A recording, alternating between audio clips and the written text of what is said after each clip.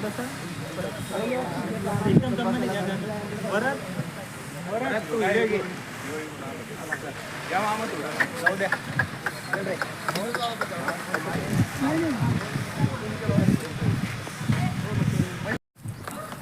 Ravi sir, Mapari sir बोलो, हाथ में लो. किती असतील किमती तरी आहे का नाही? तुम हमारी सुनो. ते बरं वाटतं सर बोला.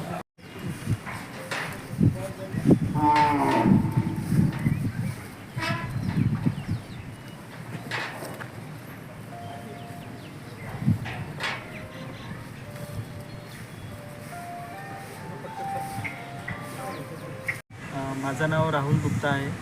मी एक निर्मल क्रीडा व समाज प्रबोधन ट्रस्ट बदनापूर इथलचे आमचे जे मालक आहे देवेश दत्ताभाऊ पात्रीकर सर यांच्या आज वाढदिवसानिमित्त आम्ही गौशाळेला आज चारा वाटप करण्यासाठी आलेलो आहोत. आणि त्यांचे विद्यार्थी त्यांचे स्टाफ वगैरे आहे.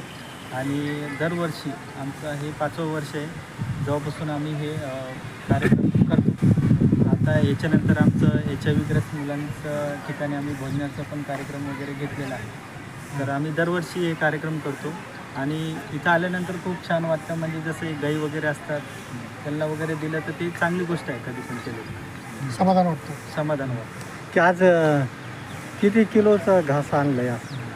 आता ते आम्ही ते सांगू नाही शकत, पण आम्ही किती पेंड्या आमचे पेंड्या वगैरे मला 200-250 पेंड्या वगैरे काहीतरी आम्ही घेतलेले आहेत. हो.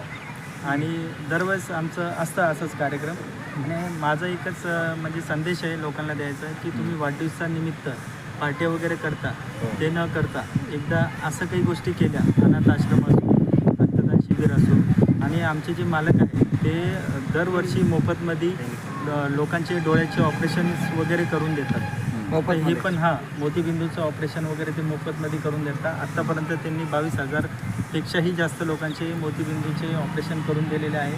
आणि एकही माणसाचं असं नाही झालेलं आहे की माझं ऑपरेशन खराब झालेलं आहे. सगळ्यांचं ऑपरेशन एकदम चांगलं झालेलं आहे. बदनापूर तालुक्यात त्यांनी 200 ते 250 गावापर्यंत ही शिबिर घेतात ते. आणि त्यांचं काम खूप चांगलं आहे. म्हणून ते आमच्यासाठी एक प्रेरणादायी व्यक्ती आहे. त्याच्यामुळं आम्ही हे त्यांच्यासाठी एक थोडंसं आमचं कुठलं गाव लॉयन्स हॉस्पिटल मार्फत आम्ही त्यांचं टायप आहे.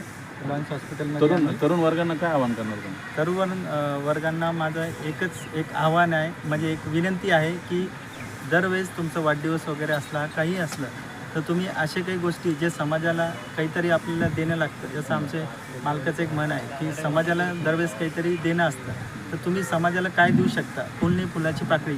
तर ते निमित्त जेवढं आमच्याकडून होऊ शकतं आम्ही तेवढं करतो.